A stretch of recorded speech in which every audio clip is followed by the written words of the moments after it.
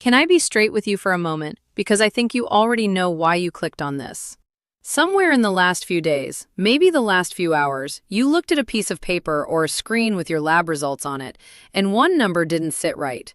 Maybe it was circled, maybe a nurse said it casually on the phone, maybe your doctor used a word like kidneys or filtration or creatinine, and even though they said it gently, it landed in your stomach like a stone. And then you did what almost everyone does. You went home. You typed your number into a search bar. And instead of feeling reassured, you felt worse. Because half of what you read was terrifying, and the other half was so vague it was useless. If that's where you are right now, I want you to take a breath, because you finally landed somewhere that's going to give you something real. You are not the only one feeling this, not even a little. A rising creatinine level is one of the single most common things doctors flag in adults over 60, and it is also one of the most misunderstood findings in all of medicine. People get handed a number, told it's a bit high, and sent home with a vague suggestion to drink more water and almost nothing else. No plan, no explanation, no sense of whether this is the beginning of something serious or something they can actually push back against. That stops in the next few minutes. My name is Dr. Jassica Williams, and I've spent years helping older adults understand exactly the kind of result you're staring at right now. Over the next little while, I'm going to walk you through 5 specific, science-backed actions you can begin today, not next month, not after your next appointment, but today, that research shows can support your kidney function, help bring an elevated creatinine level down over time, and protect these organs from further harm.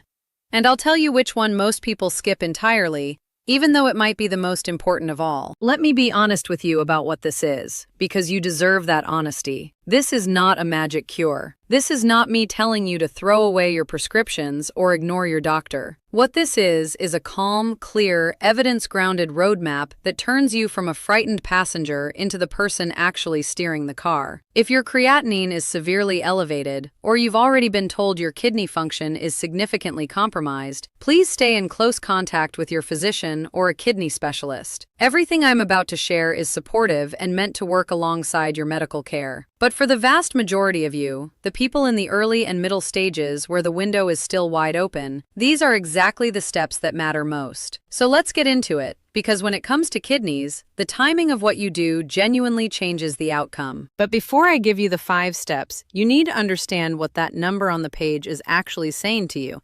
Because once you understand it, everything else clicks into place. Creatinine is a waste product, that's all it is. It's completely natural, and your body makes it every single minute of every single day. Here's how. Your muscles use a compound called creatine to produce energy. Every time a muscle contracts, every time you stand, walk, lift, or even shift in your chair, a tiny amount of creatinine is released into your bloodstream as a byproduct. This never stops. It's happening right now as you listen. Normally, your kidneys, which are remarkable filters, pull that creatinine out of your blood and flush it out through your urine, keeping the level in a steady, predictable range. So when the creatinine in your blood starts climbing, it's telling us one specific thing. Your kidneys aren't clearing it as efficiently as they used to. Their filtering power, what your doctor measures as your GFR, has dropped. The higher the creatinine and the lower the GFR, the harder your kidneys are working just to keep up. And the very next question, the one that decides everything, is simply, why? Because the reason your creatinine is rising determines what you should do about it. So let me show you the most common reasons this happens in people over 60, and I promise at least one of them is going to surprise you. The first reason is just time, aging itself. Your kidney function slowly declines as the years pass, losing roughly 1% of its capacity per year after the age of 40. That means by the time many people reach their 70s, they've quietly lost a quarter or more of the kidney reserve they had in their prime. This isn't a disease by itself, but it shrinks your margin for error, which means the other factors hit harder than they used to. The second reason is high blood pressure, and this one is a vicious circle. The tiny, delicate filters inside your kidneys are incredibly sensitive to pressure. Year after year of elevated blood pressure stiffens and narrows the small vessels feeding them, slowly choking off blood flow and damaging the very structures responsible for filtering your blood. The cruel part is that damaged kidneys then push your blood pressure even higher, so each problem feeds the other. The third reason is blood sugar, and this surprises people, because you do not have to be a diagnosed diabetic for this to be happening to you. When sugar runs high in your bloodstream over long stretches of time, it physically attaches to and stiffens the proteins in your blood vessel walls, damaging those microscopic kidney filters in a slow, silent process. This is one of the leading causes of kidney failure on the planet, and it often begins years before anyone says the word diabetes out loud. The fourth reason is the one almost nobody expects, and it's far more common than you'd ever guess: dehydration. As we get older, our sense of thirst becomes unreliable.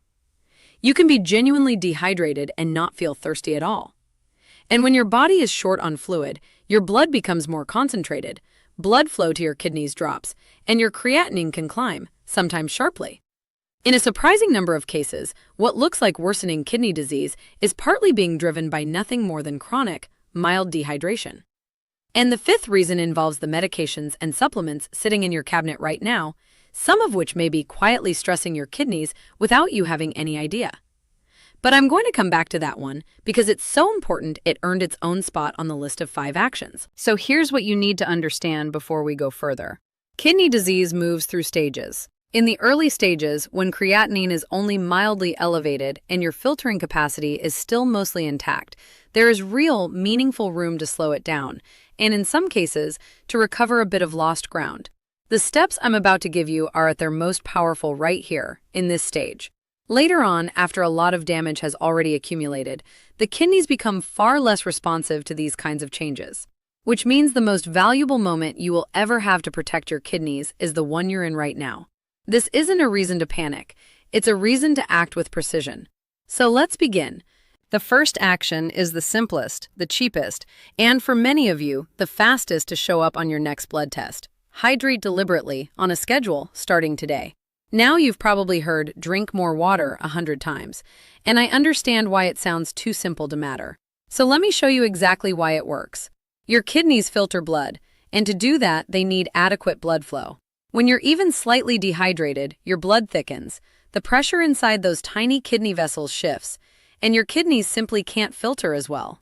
Creatinine, which physically cannot leave your body without enough urine to carry it out, starts to back up and accumulate. Here's the part that matters specifically for you. A young person feels thirsty after losing just 1 to 2% of their body water, but an older adult may lose 3 or 4% before that signal ever fires. So by the time you actually feel thirsty, you're already meaningfully dehydrated. And then add this on top. A lot of older adults deliberately drink less to avoid getting up at night or making frequent bathroom trips. Put those two things together and you have a huge group of people running their kidneys dry, day after day, without ever realizing it. The fix is to stop relying on thirst and start drinking on a schedule. For most people with mildly elevated creatinine and normal urine output, that means aiming for roughly 6 to 8 glasses of plain water a day, adjusted for your size, your climate, your activity, and any fluid limits your doctor has set. Herbal teas can help. Clear broths and water-rich foods like cucumber, celery, and watermelon all count toward your daily fluid.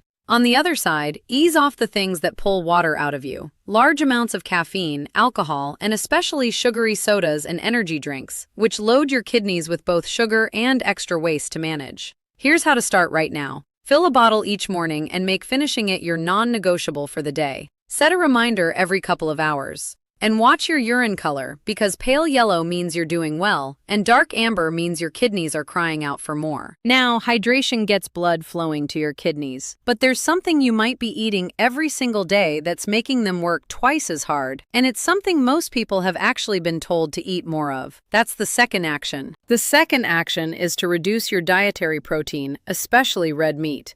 And I know how strange this sounds, because everywhere you look, people are telling older adults to eat more protein. But for kidneys that are already struggling, this advice can backfire badly. And here's the biology behind why. When you eat protein, particularly animal protein, your body breaks it down and produces nitrogen-based waste, including urea and, yes, creatinine itself. All of that waste has to be filtered out by your kidneys. The more protein you eat, the more waste you create, and the harder your already tired kidneys have to work to clear it. For a healthy kidney, no problem. For a compromised one, that extra workload can speed up the very damage you're trying to stop. This is one of the most consistent findings in all of kidney research. Lowering protein intake slows the decline of kidney function in people with chronic kidney disease. And the effect is strongest when you cut back on animal protein, especially red and processed meats. For many adults with elevated creatinine, the target lands somewhere around a more modest amount of protein than they're used to, far less than what's pushed on healthy older adults. But this does not mean eliminating protein. It means choosing wisely. Plant proteins like lentils, chickpeas, and tofu produce less waste for your kidneys to handle. Fish and poultry in modest portions are gentler than red meat.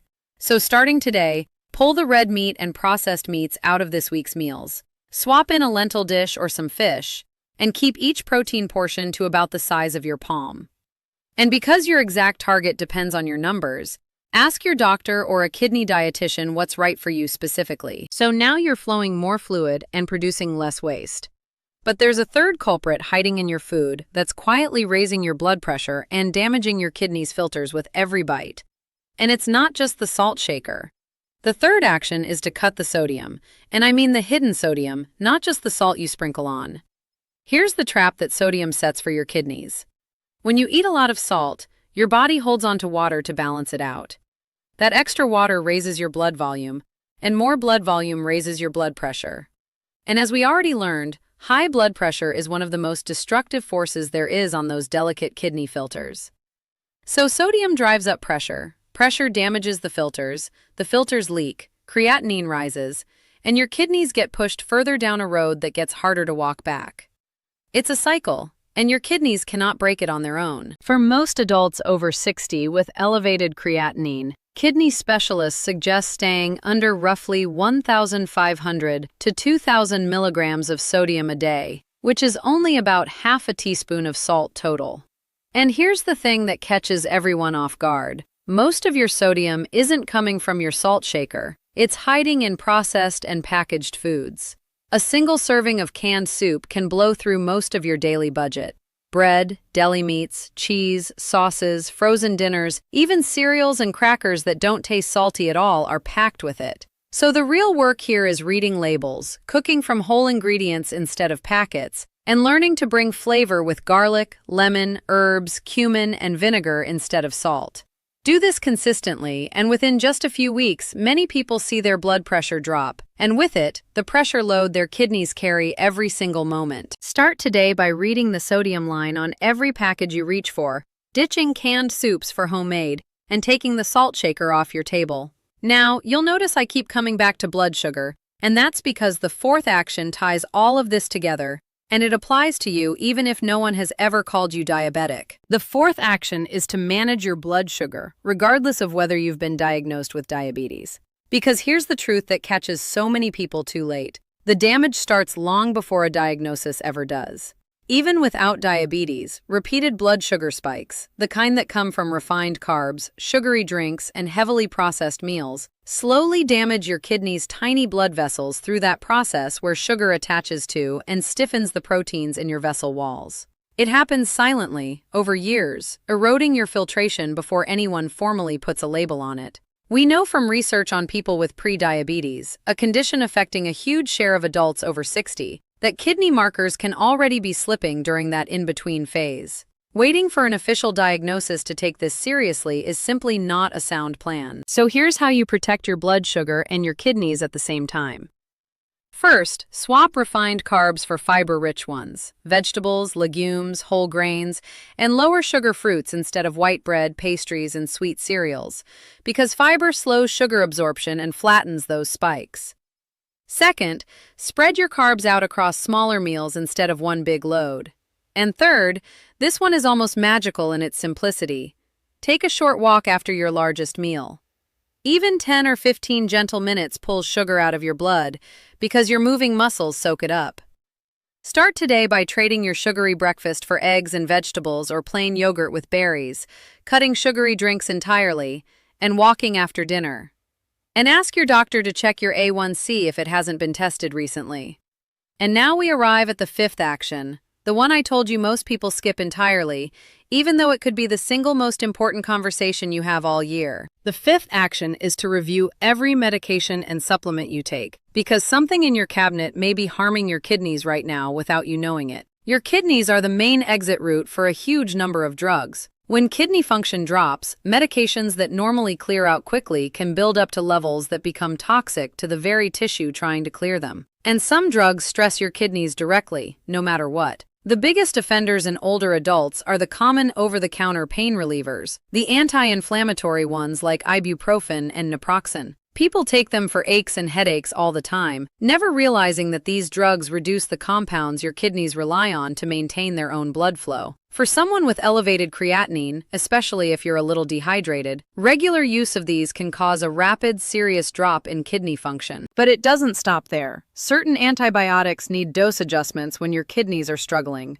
The contrast dye used in CT scans needs to be discussed with your doctor beforehand, who needs to know your creatinine level first. And here's the one that genuinely shocks people. Many natural herbal supplements and high-dose vitamins can be toxic to kidneys too. Natural does not mean harmless. The core message is this: your doctor can only protect you from the risks they actually know about. So make a complete list of everything you take. Every prescription, every over-the-counter pill, every vitamin, every herbal product, with the dose, and bring it to your next appointment. Ask them directly, given my kidney function, is anything on this list stressing my kidneys? And whatever you do, never stop a prescribed medication on your own. That's a decision to make with your doctor, weighing both sides together. Now, before you go, I want you to understand the single most important thing about these 5 steps, because it changes how you should use them. These 5 actions are not a menu where you pick your favorite. They work together, and their power multiplies when you combine them. Each one closes off a different pathway of damage. Hydration restores blood flow. Less protein means less waste. Less sodium means lower pressure. Stable blood sugar protects the filters. And the medication review removes hidden chemical stress. When you stack even 2 or 3 of these together, the benefit is greater than any one alone. Because lower pressure and better blood flow deliver more oxygen, while stable sugar and less sodium calm the inflammation. So please don't try just one and wait. Start with whichever feels easiest today, and for most people that's hydration. Then layer the others in as fast as you reasonably can. And if you want a simple rule to carry into the grocery store, here it is.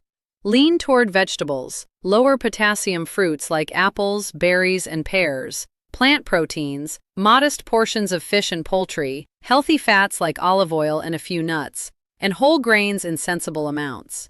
Pull back hard on red and processed meats, large amounts of dairy, canned and packaged foods, sugary drinks, and alcohol. The touchstone is this: if it grew in the ground or swam in clean water, it's probably working with your kidneys. If it came in a packet, a tin, or a fast food wrapper, it's probably working against them. One more thing that will keep you motivated. Ask your doctor for regular follow-up testing so you can actually watch your trajectory. Track your creatinine and your GFR, your urine protein, your blood pressure, your A1C, and your electrolytes. Watching those numbers move in the right direction over the coming weeks and months isn't just clinically meaningful, it's deeply encouraging. And progress you can see is progress you'll keep going. And if your filtering capacity has dropped below a certain threshold, ask whether seeing a kidney specialist makes sense, because too many people get referred only when things are already far along. A kidney dietitian is worth their weight in gold too, because the right targets for you are genuinely personal. So let me leave you with this, because I've watched this story unfold both ways. There's a version where you get a high creatinine result, feel that wave of fear, slide the paper into a drawer, and quietly hope the next test looks better. And too often, for those folks, the next test doesn't look better. And then there's the other version, the one where you feel the weight of that number, and then you decide, calmly and on purpose, that you're going to do something about it. You drink your water, you ease off the salt and the red meat, you take a walk after dinner, you make your medication list and you bring it in. You start treating your kidneys with the same quiet respect they've shown your body every single day of your life. Your kidneys are tougher than you think. They hold real reserve, and in these early and middle stages, they respond to the right conditions. None of what I've given you today is dramatic or expensive or complicated, but it is exactly the right set of conditions, and consistency with the right conditions, week after week, is what changes the ending of this story. You are not a bystander here. You are the most important person in the room when it comes to your kidneys, and now you have a clear plan. So start today. Not tomorrow, not after the next test. Today, with a glass of water, a quick call to your doctor's office, and the simple decision that your kidneys deserve better than they've been getting. I'm Dr. Jassica Williams, and I'm truly glad you stayed with me. Take care of your kidneys. They've been taking care of everything else.